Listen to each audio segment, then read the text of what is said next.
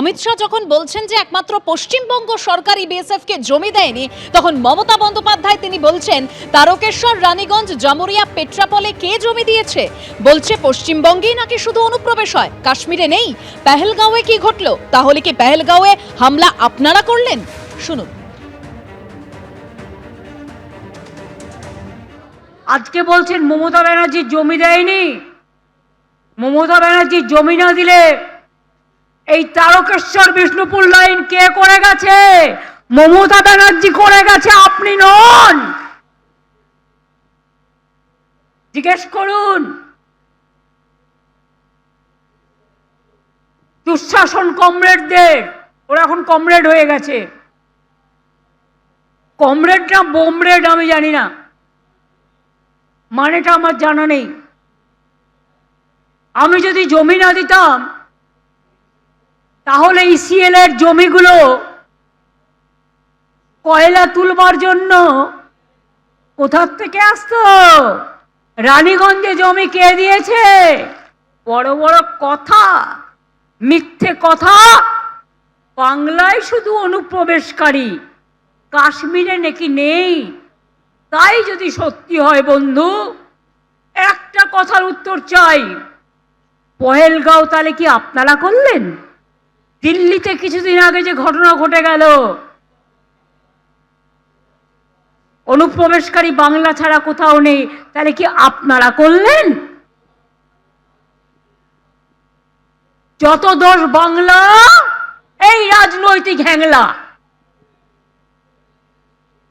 রাজনৈতিক হ্যাংলার দল। জিজ্ঞেস করুন অনুপ্রবেশ কার হাতে? তোমার হাতে। তুমি মহারাজ সাধু হলে আজ, আমি আজ চোর বটে। জিজ্ঞেস করুন দুঃশাসন মন্ত্রী, বিএসএফ কার হাতে? অনেক জমি তোমায় দিয়েছি, কিন্তু তুমি করতে পারোনি। আগে ওগুলোর কাজ শেষ করো, যে জমিগুলো দিয়েছি তারপরে আবার দেব। তোমার তো বর্ডার করার কাজ নয়, তুমি এখন 1.5 কিলোমিটারটাকে 50 কিলোমিটার বাড়িয়ে দিয়ে গ্রামে গ্রামে ঢুকে বিএসএফকে দিয়ে থ্রেট করছো।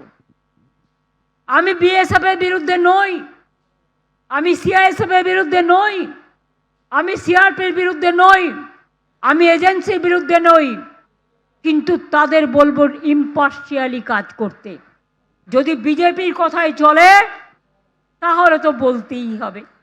কই আমরা তো পুলিশকে বলি না বিজেপির কথাই, আমাদের কথাই চলো। তারা নিজের মতো করে, যতটা পারে করে। কাজেই মনে রাখবেন, বিনা যুদ্ধে 1 ইঞ্চি জমি ছাড়ছি না এবং ছাড়ব না।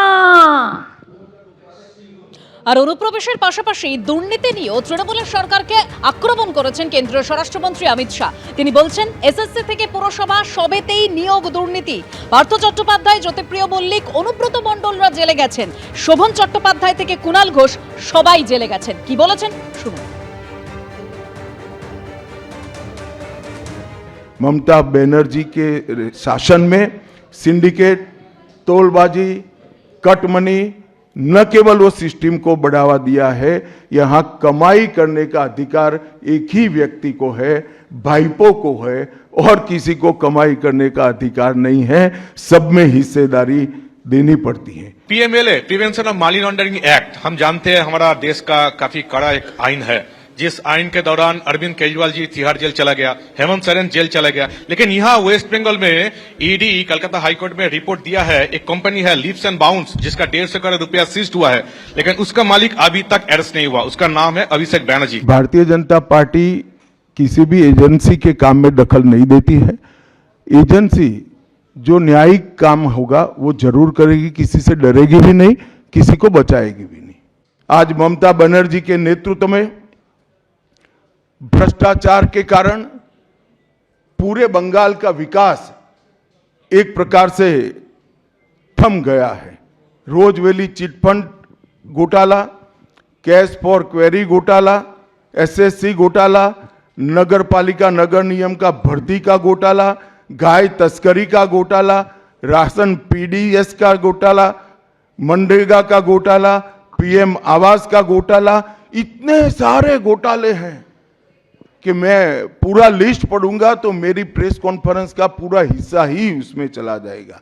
अब क्या ममता बनर्जी इस बात का जवाब दे सकती है कि आपके मंत्रियों के ठिकाने पर से 27 करोड़ रुपया मिलता है, जिसको गिनते गिनते नोट गिनने की मशीन भी गर्म होकर बंद हो जाती है। बंगाल जैसे गरीब राज्य के अंदर 27 करोड़, 20 करोड़, 15 करोड़ ये राशि मिल रही है, आपकी कोई अकाउंटेबिलिटी नहीं है। पार्थो चैटर्जी जेल में जाते हैं, ज्योति प्रिय मलिक जेल में जाते हैं, अनुव्रत मंडल जेल में जाते हैं, जीवन कृष्ण शाह जेल में जाते हैं, माणिक भट्टाचार्य जेल में जाते हैं, चंद्रनाथ सिन्हा जेल में जाते हैं, कुणाल घोष 3 साल जेल में रहकर आते हैं, और आप कहती है कि भ्रष्टाचार नहीं हो गया, हो रहा है। आप आंख मूंद लिए ही हो भ्रष्टाचार के लिए, मगर बंगाल की जनता अपनी आंख बंद कर कर नहीं बैठी है। गरीब बंगाल की जनता के अधिकार का पैसा आपकी कैडर की भेंट चढ़ रहा है, आपको इसको जवाब देना पड़ेगा। অর্থাৎ একদিকে যখন দুর্নীতির অভিযোগে তৃণমূলের নেতা মন্ত্রীরা কিভাবে জেলে গেছেন সে বিষয়ে মমতা বন্দ্যোপাধ্যায়কে আক্রমণ করলেন অমিত শাহ, তখন অমিত শাহকে এই দুর্নীতি ইস্যুতেই পাল্টা আক্রমণ করে মমতা বন্দ্যোপাধ্যায় কি বললেন শোনাবো।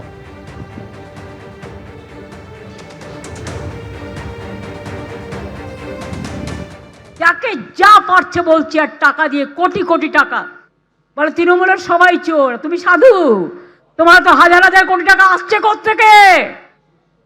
বলে আমরা পরিবারতন্ত্র করি না। তা পরিবারতন্ত্র করবে কি করে?